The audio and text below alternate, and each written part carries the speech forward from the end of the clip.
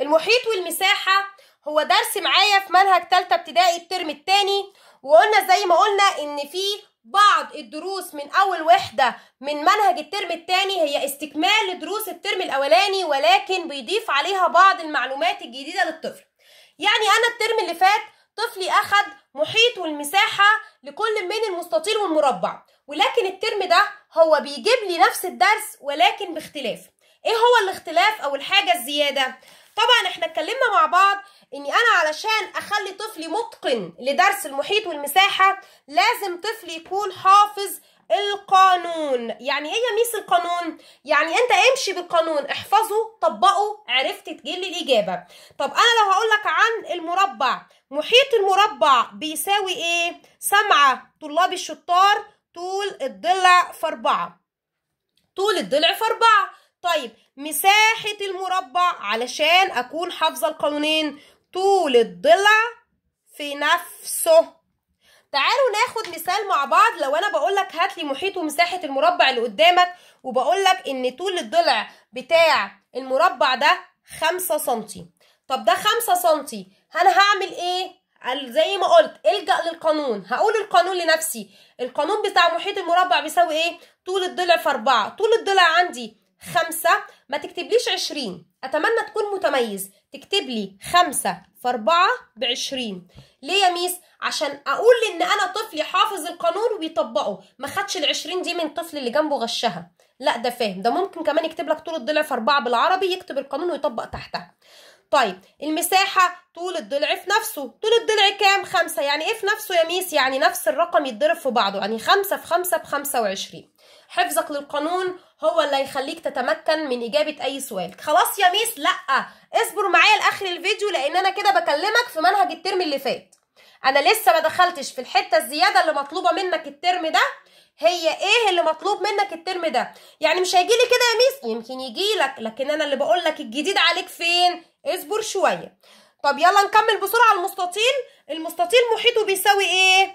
الطول زائد العرض في 2. لأن أنا بقولك ده 5 وده 2، يبقى 5 زائد 2 في 2. اعملها لي بالشكل ده، ما تقوليش 14. امشي الخطوات علشان الخطوات دي عليها جزء من الدرجة. لو السؤال بدرجتين الخطوات درجة، وال14 دي درجة، مش الدرجتين بال14. طيب المساحة يا ميس كانت موجودة الترم اللي فات، وجات لأطفال كتير في الامتحانات معايا الترم اللي فات. الطول في العرض، يعني أنا بقول 5 في 2 ب10، ما بكتبش ال10 بس. طب يا ميس يعني أنا كده تمام؟ لا، يلا بقى نشوف أنا عندي إيه الترم ده اللي هيطلب مني واللي جديد عليا. حضرتك بتقولي حاجات الترم اللي فات، ده أنا عارفها وحافظها، وفي أطفال كتير جالهم في الامتحانات الكلام ده. إيه اللي مطلوب منك؟ اللي مطلوب منك انه يديك المحيط ويقولك هاتلي طول الضلع. ايه يا ميس معلش ازاي الكلام ده؟ انا دلوقتي بقولك ان محيط المربع 44 سنتي، انا عايز طول ضلعه. ايه ده؟ هو مش حضرتك قلتيلي يا ميس ان انا عارفه المحيط وقانونه؟ هو ده الجديد. الجديد ان هو يطلب منك طول الضلع وهو مديك المحيط، مش العكس. وخد بالك انا مش هرسم لك المربع، انا بديها لك في سطر لفظي من غير رسومات. طب هعمل ايه؟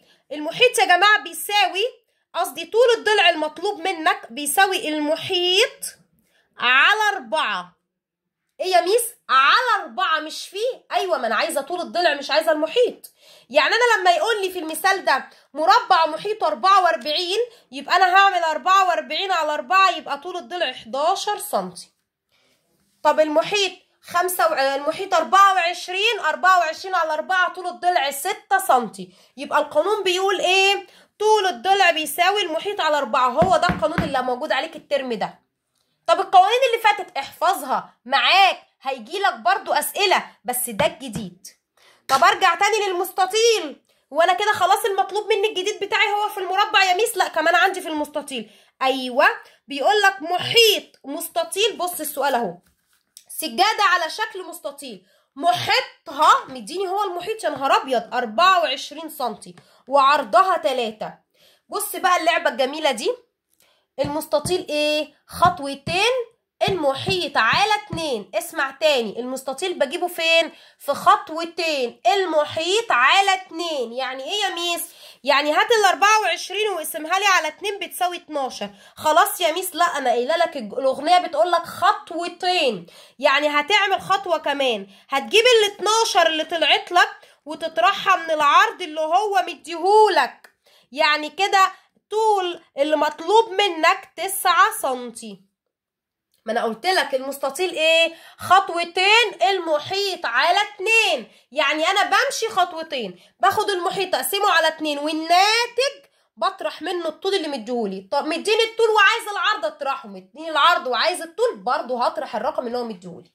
تاني لاخر مره، منهج السنه دي عايز الطفل الذكي اكتر من الطفل الحافظ. نركز مع بعض ونحل الامثله. مربع طول ضلعه 2 سم، ده هنا القانون العادي 2 في 4 ب8. محيط المربع بيديني طول الضلع ايه؟ على 4. ده انا هنا عايزني اكمل القانون. يا نهار ابيض على الاسئله، لازم تركز. انا قلت تالته ابتدائي عايزه الطفل الذكي مش الطفل الحافظ، عايزه الطفل الفاهم. وده كان درسنا النهارده.